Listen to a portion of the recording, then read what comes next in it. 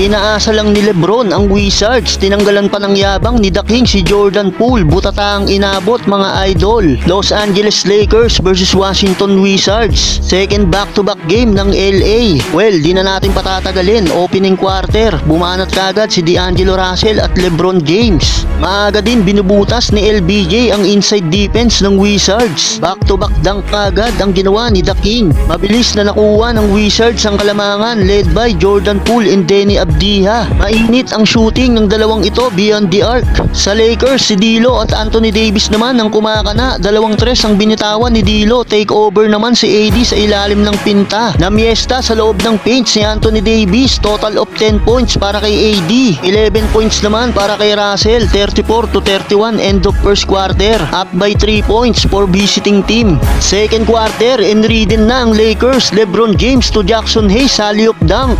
Panay pa rin ang pagkubkob ni LBJ sa ilalim. Isang tres pa para kay LeBron. Sa Washington, Jordan Poole mayroon ng 20 points si Poole para pamunuan ang opensa ng Wizards. Habang sa LA, buhat naman ni AD at LeBron, double-double na for Anthony Davis. 24 points, 14 rebounds, habang 15 points naman para kay LBJ. Under 3 minutes, LA Lakers will take the lead dahil sa pangunguna ni Anthony Davis, Spencer Dinwiddie, wing 3-pointer and 1. Pasok ang 4-point play ni Dinwiddie. Dahil sa run ng Lakers, nakuha pa nila ang 1-point lead, 70-69 end of first half. Third quarter, LeBron and Anthony Davis. Si AD ang gumagawa sa punto, si LBJ naman ang bahala sa assist. Gandang pick and roll ni LBJ sa monster dunk ni Anthony Davis. Buhat mode na sa opensa ng LA ang dalawang superstar nila.